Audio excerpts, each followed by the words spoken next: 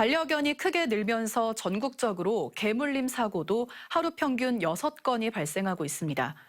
정부는 동물보호법을 개정해 내년부턴 맹견이 아닌 개에 대해서도 공격성 등 기질평가를 의무화할 계획인데요.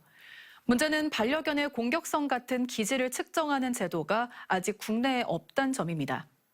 때마침 안동에서 해외의 반려견 기질평가 기준을 토대로 한국형 검사법 개발을 위한 실현 행사가 열렸습니다. 이도은 기자입니다. 간식을 먹고 있는 개의 볼에 인조손을 갖다 댑니다.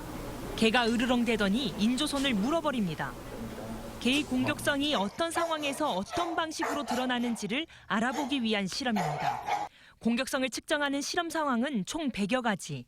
고양이 접촉, 아기 울음소리 등 실생활에서 접할 수 있는 다양한 환경 조건으로 가정하고 있는데 미국의 동물학대방지협회 등 미국과 독일의 전문기관이 개발한 방법들입니다. 반면 국내에는 아직 개의 공격성을 진단하고 치료하기 위한 기준과 검사 프로그램이 없습니다. 개물림 사고가 생기고 있는데 내가 기르고 있는 우리 강아지가 공격성이 있는지 없는지 그 자체를 현재 모르고 있는 겁니다. 그래서 그 강아지를 사회에 가지고 데리고 나갔을 때 자기가 모르는 의도하지 않는 어떤 물림 사고가 생기고 있는 것입니다. 안동과학대학교가 한국애견연맹 국제훈련기술연구위원회와 공동으로 국내 첫 반려견 공격성 평가법 개발에 나섰습니다. 해외 평가 방식의 단점을 보완하는 게 첫 번째 과제입니다. 대견에 대한 부분들이 좀 부족해요. 그러니까 이제 다른 상대방 개를 들이대서 그 개한테 어떤 공격성을 보이느냐. 이 지금 독일 배젠 테스트 같은 경우는 아이들을 하나도 안 쓰고 있어요. 국내평가법은 오는 9월 학술대회를 통해 처음 공개된 뒤 내년 4월 시행 예정인 동물보호법상 반려견 기질평가에 단계적으로 반영되는 걸 주최 측은 기대하고 있습니다.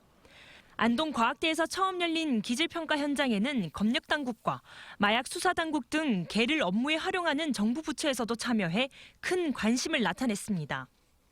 저희가 탐지견을 어렸을 때부터 이제 양육을 해서 현장에 나가서 이제 일을 하게 되는 경우가 이제 공격성을 가진 개체들을 현장의 운영이 좀 부적합하다는 판단을 근거를 만들기 위해서도 최근 5년간 전국에서 하루 평균 6건의 크고 작은 개물림 사고가 발생하는 것으로 집계되고 있습니다. 반려견의 기질평가가 법제화될 경우 지역대학의 반려견 관련 인력 양성 프로그램도 크게 활성화될 것으로 기대됩니다. MBC 뉴스 이도은입니다.